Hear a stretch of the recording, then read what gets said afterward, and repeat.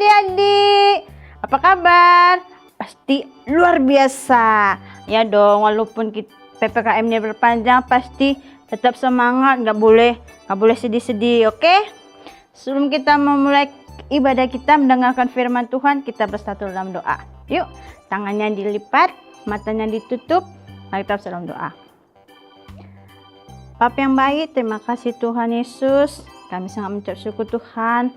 Pada hari ini Tuhan, kami bisa ibadah online kembali Tuhan untuk memuji nama-Mu. Kau berkati kami Bapa, agar kami mengerti akan firman-Mu dan menjadi anak-anak yang Engkau kehendaki Tuhan Yesus. Terima kasih Bapa. Haleluya. Amin. Yuk, sebelum kita membaca firman, ambil Alkitabnya yuk. Buru. Kakak hitung ya. 1, 2, 3. Oke, siapa yang sudah dapat Alkitabnya, angkat Alkitabnya. Oke, good, bagus. Yuk kita buka di Roma 12 ayatnya yang keempat sampai yang ke-8. Sudah? Kak ulang ya. Roma 12 ayat 4 sampai 8. Kak bacain ya. Roma 12 ayat 4 sampai 8. Sebab sama seperti pada satu tubuh kita mempunyai banyak anggota, tetapi tidak semua anggota itu mempunyai tugas yang sama. Demikian juga kita, walaupun banyak, adalah satu tubuh dalam Kristus, tetapi masing-masing adalah anggota yang seorang terhadap yang lain. Demikianlah kita mempunyai karunia yang lain-lainnya menurut kasih karunia yang dianugerahkannya kepada kita. Jika karunia itu adalah untuk bernubuat, baiklah kita melakukannya sesuai dengan iman kita. Jika karunia untuk melayani, baiklah kita melayani. Jika karunia untuk mengajar, baiklah kita mengajar. Jika karunia untuk menasihati, baiklah kita menasihati. Siapa yang membagi-bagikan sesuatu, hendaklah ia melakukannya dengan hati yang ikhlas. Siapa yang memberi pimpinan, hendaklah ia melakukan dengan rajin. Siapa yang menunjukkan kemurahan, hendaklah ia melakukan dengan sukacita.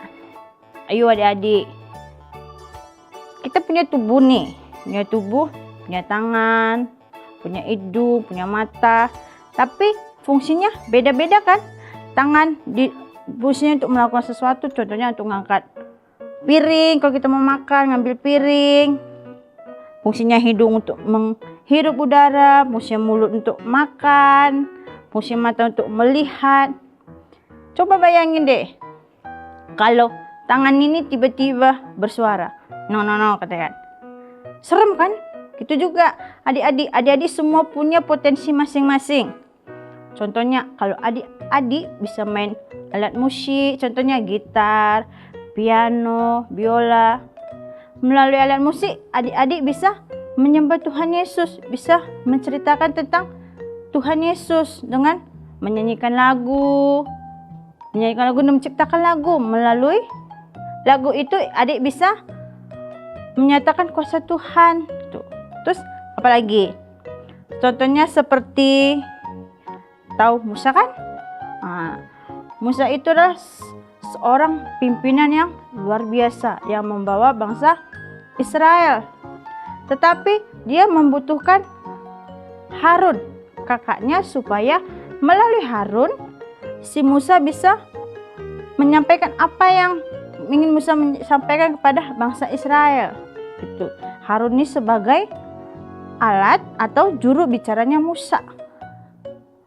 Jadi adik-adik juga butuh teman gitu, butuh partner supaya melalui potensi adik, melalui potensi bakatnya adik-adik bisa tersalurkan. Begitu juga dengan bagaimana kita bisa mengembangkan bakat kita. Yang pertama, kita harus mengerti bakat kita itu apa. Apa yang harus kita lakukan gitu. Kita harus berlatih, banyak belajar supaya kita bisa melatih bakat kita itu. Yang kedua, kita harus mempunyai waktu dan disiplin. Bagaimana bakatnya bisa tersalurkan, bagaimana bakatnya bisa berkembang kalau nggak disiplin. Contohnya kalau memang bakatnya main musik, Kadang-kadang latihan, kadang-kadang enggak, kadang-kadang latihan. Kalau nggak disiplin itu bakatnya pasti nggak tersalurkan. Terus yang ketiga, kita harus memiliki kepercayaan diri. Jangan malu-malu kalau orang tuanya nyuruh kamu harus bernyanyi sambil main musik gitu. Nggak mau, ngapa, malu, nggak boleh. Kita harus percaya diri, pasti itu bakatku, aku bisa. Itu pasti bisa gitu. Terus yang keempat, bagaimana kita bisa itu? Kita ajak teman-teman, tanya apakah bakat kita bisa lebih, maksudnya bukan lebih ya, apa yang sering kita latihkan itu berkembang atau enggak, makin bagus atau enggak. Tanya papa mama, apa, apakah contohnya kakak nih, contohnya Kak Eli bisa enggak, udah makin maju enggak gitu. Jadi melalui bakat kita bisa kayak Kak Eli gitu kan, bakatnya sebenarnya bukan mengajar sih, tapi sedikit lah ya kan. Kita bisa mengajari orang gitu. Kita punya kesabaran supaya kita bisa mengajari orang. Bagaimana kalau kita nggak punya kesabaran? Itu udah pasti jambak tuh rambut. Kalau dia tidak mau menurut gitu. Jadi adik-adik juga yang belum tahu itu potensinya apa, coba berdoa, baca Alkitab, tanya Tuhan, Tuhan, potensi saya apa gitu. Beri petunjuk supaya saya mengerti, biarlah melalui potensi yang adik-adik miliki bisa menjadi berkat bagi orang lain bisa senang gitu, dan Tuhan juga akan menyatakan kuasanya pada adik. Oke, sampai sekian dulu deh ibadah kita. Tapi sebelum itu kakak punya tugas nih sama kalian nih. Kada lama kan nggak buat kreativitas. Coba kalian buat sebuah gambar melalui karton. Potensi adik apa aja. Contohnya kalau main musik, buat gambar gitar. Nanti hasilnya adik bisa foto atau videokan, kirim ke kakak-kakaknya atau kirim ke link kita nih, ya kan? Karena ada link YouTube, adanya Instagram, bisa kirim melalui situ. Nanti siapa yang paling bagus akan dikasih poin sama kakak-kakaknya. Oke? Oke, pasti bisa. Biar di rumah jangan asik main HP, ya kan? Nonton YouTube. Kita harus melatih kreativitas kita. Oke, kakak tunggu ya hasilnya ya. Oke, yuk kita bersatu di dalam doa. Kita doa. Bapa yang baik, terima kasih Tuhan, kami telah mendengarkan firman-Mu, biarlah bakat kami Bapa bisa tersalurkan kepada orang-orang Tuhan dan bisa menjadi alat-Mu Tuhan, bisa memberikan yang terbaik kepada-Mu Tuhan Yesus.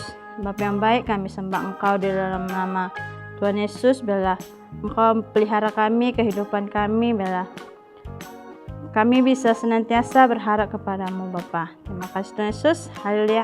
Amin. Sampai jumpa minggu depan ya. Dadah. Jangan lupa loh tugasnya.